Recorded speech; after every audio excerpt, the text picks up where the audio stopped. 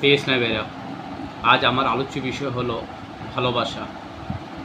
পৃথিবীতে আল্লাহ সুবহানাহু ওয়া তাআলা আমাদেরকে পাঠিয়েছেন আল্লাহ সুবহানাহু ওয়া তাআলার কিছু সৃষ্টি জগতের কল্যাণ সাধন করার জন্য।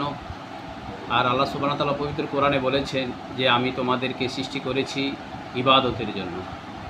আমাদেরকে আল্লাহ সুবহানাহু ওয়া তাআলা ইবাদতের জন্য সৃষ্টি করেছেন এবং এই পৃথিবীতে পাঠিয়েছেন মানবজাতির কল্যাণ সাধনের জন্য। এই পৃথিবীতে কিছু মানব জাতি রয়েছে, মানুষের সৃষ্টির সেরা জীব। এই সৃষ্টির সেরাকে আল্লাহ সুবহানাহু ওয়া তাআলা চাচ্ছে আমরা যেন এই সৃষ্টিকে আমরা যেন সেবা করি, ভালোবাসি। এবং ভালোবাসার গ্রেডটা কেমন হবে, কি পরিমাণ ভালোবাসাটা হবে, আমরা কি পরিমাণ মানুষকে ভালোবাসলে আল্লাহ সুবহানাহু ওয়া তাআলার ভালোবাসা পাবো, আল্লাহ সুবহানাহু ওয়া তাআলার রেজা, আল্লাহ সুবহানাহু ওয়া তাআলা খুশি হবেন। বিশ্ববরেণ্য আলেম মাওলানা রুমি বলেন, আমি কিভাবে মানুষকে ভালোবাসতে হয় তা আমি জানতাম না। বিশ্বের একজন সেরা আলেম হয়ে উনি বলছেন যে আমি কিভাবে মানুষকে ভালোবাসে সেটা জানতাম না।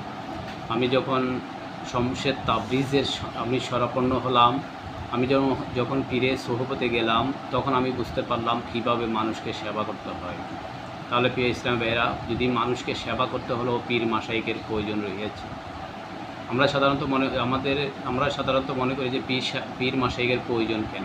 পীর মাশায়েখের প্রয়োজন সেজন্যই যে ভালোবাসাটা জানতে হলে পীর মাশায়েখের সোহবতে যেতে হবে। এখন বর্তমানে বর্ষার মৌসুমে আমাদের চট্টগ্রামের বাঁশখালী এবং সাতকানিয়া এলাকায় প্লাবন হয়ে গেছে। পানি জলাবদ্ধতা, মানুষের জীবন চলাচল বিঘ্ন হয়ে গিয়েছে। মানুষ ঘর থেকে বের হতে পারে না।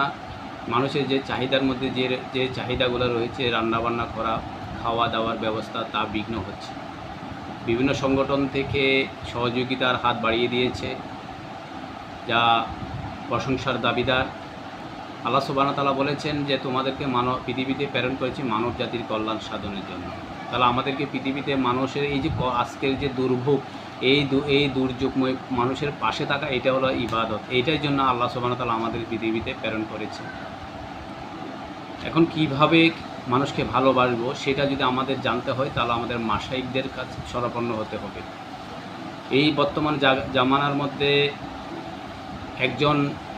একাধিক পীর মাশায়েখ রহিয়াছে, হক্কানি আলেম ওলামা রয়েছে। এর মধ্যে দাওয়াত ইসলামী সংগঠন সারা ওয়ার্ল্ড ব্যাপী একটি সংগঠন। এই সংগঠনের যিনি পরিচালনায় রয়েছেন, খেদমত করছেন মাওলানা ইলিয়াস আত্তার আল কাদেরী সাহেব। আত্তারি অর্থাৎ হলো আতর ব্যবসায়ী। উনি একজন ব্যবসায়ী, ধর্ম ব্যবসায়ী নয়, উনি আতর ব্যবসায়ী। যারা ইসলামের খেদমত করেন, যারা আল্লাহর রেজা পেয়েছেন, অধিকাংশ হলেন ব্যবসায়ী। উনি হলেন ব্যবসায়ী, উনি আতর ব্যবসা করতেন।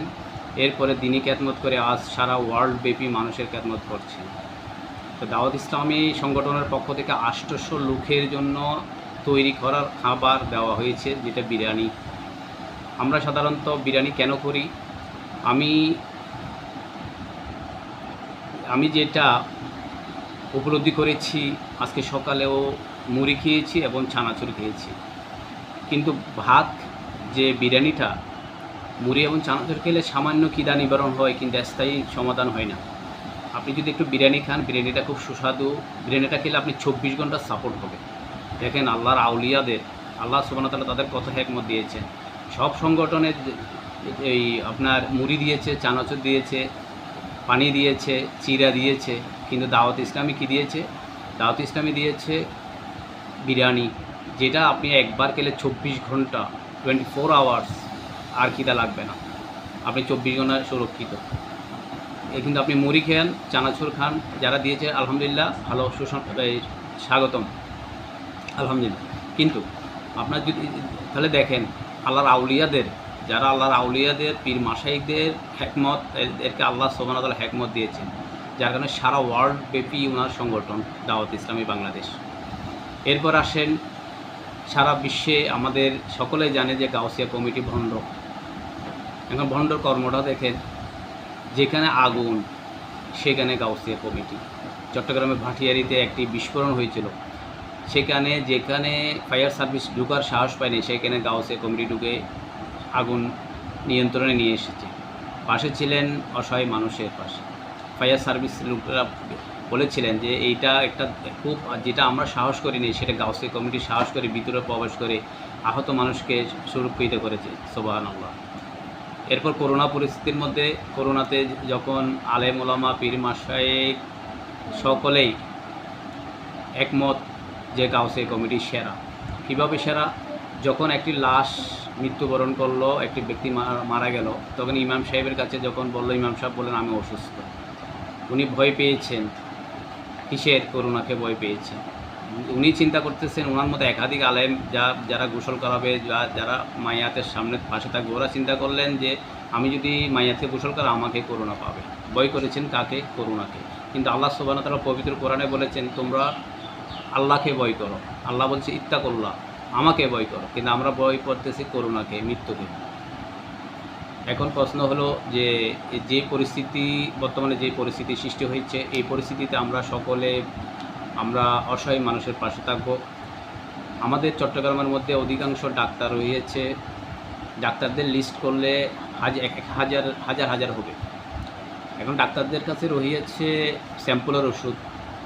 এখন যারা পানিবন্দী তাদের অনেকের ডায়রিয়া, অনেকের বিভিন্ন প্রকারের জ্বর থেকে শুরু করে বিভিন্ন প্রকারের অসুস্থ বোধ করতেছে। তো এই পরিস্থিতিতে আমি যাদের চট্টগ্রামের সন্তান যারা রহিয়াছে, শুধু চট্টগ্রাম নয়, সকলকে বলবো এটা সকলের দায়িত্ব, সকলের দায়িত্ব।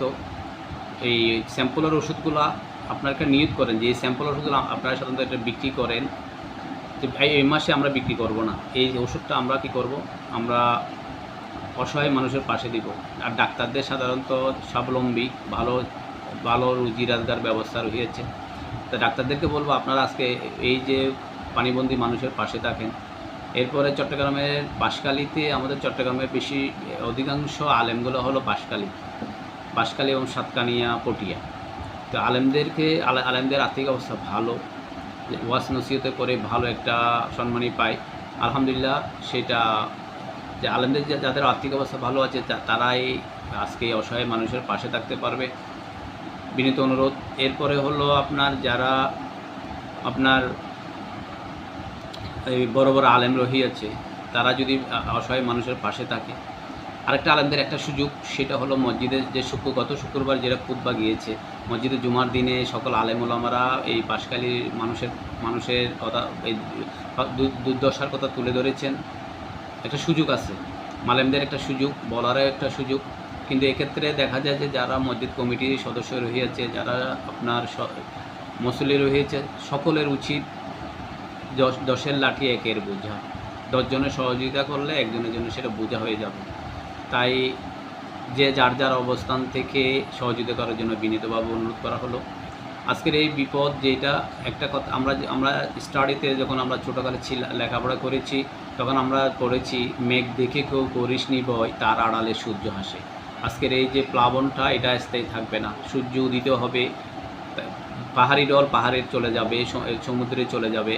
মানুষগুলো আবারও তাদের যাদের ঘর ভেঙে গেছে, তারা আবার সেই ঘরকে খাড়া করে আবার বসবাস করবে। কিন্তু যে মানুষের জন্য একটু সহানুভূতি কি মানুষ পেতে পারে না? একটু সহানুভূতি। এই পরিস্থিতিতে এখন আপনার করণীয় কী? যখন হযরত ইসু আলাইহিস সালামকে যখন বাজারে বিক্রি করার জন্য যখন নিলামে উঠালেন, তখন বড় বড়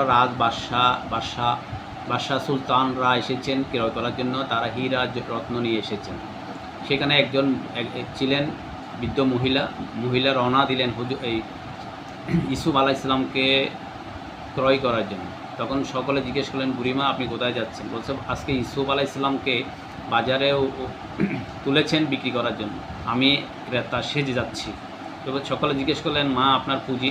বলছে আমি কিছু সুতা নিয়েছি, এই সুতাগুলো আপনার পুঁজি, এইগুলো আমি বাজারে নিব, বাজারে নিয়ে আমি এটা বিক্রি করব, এই বিক্রির অর্থ টাকা দিয়ে আমি ইসুফ আলাইহিস সালামকে কিনবো। তো সকলে বিদ্রুপের একটা হাসি দিলেন, বলল যে মা আপনার এই সুতা বিক্রি করে কয় টাকা হবে?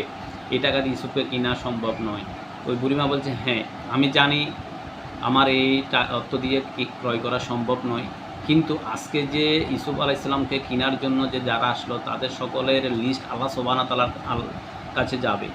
আল্লাহ সুবহানাহু ওয়া তাআলা দেখবেন, উনি সামিউম বাসির, উনি দেখেন এবং শুনেন। দেখবেন যে কে কে হযরত ইউসুফ আলাইহিস সালামকে ক্রয় করার জন্য বাজারে এসেছেন, তাদের একটা লিস্ট হবে। তো আমি জানি আমি কিনতে পারবো না, কিন্তু এই লিস্টের মধ্যে আমার নামটা ওঠানোর জন্য আমি এই কৌশলটা অবলম্বন করলাম, কেরাত আরশাদুল্লাহ। পিস নাইবেরা, আজকে বাঁশখালী, সাতকানিয়া, বাঁশির পাশে আপনি থাকবেন। বড় বড় ইসলামী সংগঠন, দাওয়াত ইসলামী সংগঠন, গাউসিয়া কমিটি সংগঠন, এরপর ইসলামী আন্দোলন সংগঠন, এরপর জামাত ইসলামী বাংলাদেশ সংগঠন থেকে শুরু করে অনেক ব্যক্তিগত সংগঠনও পাশে রয়েছে, যাদের রয়েছে মিলিয়ন মিলিয়ন টাকা, যাদের রয়েছে বাইতুল মাল কোটি কোটি মিলিয়ন টাকা।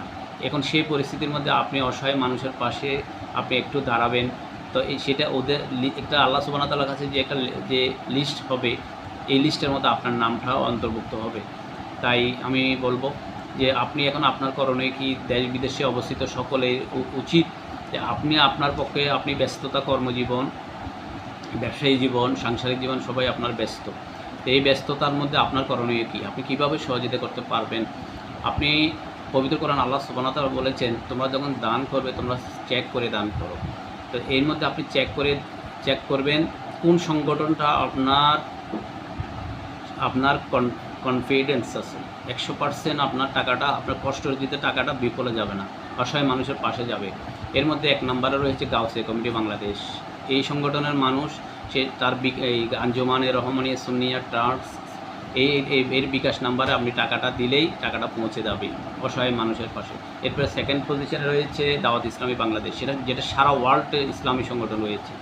যেখানে অন্য সংগঠন পৌঁছতে পারে না, সেখানে দাওয়াত ইসলামী চ্যানেলের মাধ্যমে, এরপরে মুআল্লিমের মাধ্যমে এই সংগঠন পৌঁছে গিয়েছে আলহামদুলিল্লাহ। তাই আপনি এই ধরনের সংগঠনকে আপনি সহযোগিতা করতে পারেন, আপনার কষ্টের টাকা পৌঁছে যাবে। সকলকে সালাম ও মোবারকবাদ। আসসালামু আলাইকুম ওয়া রাহমাতুল্লাহি ওয়া বারাকাতুহু।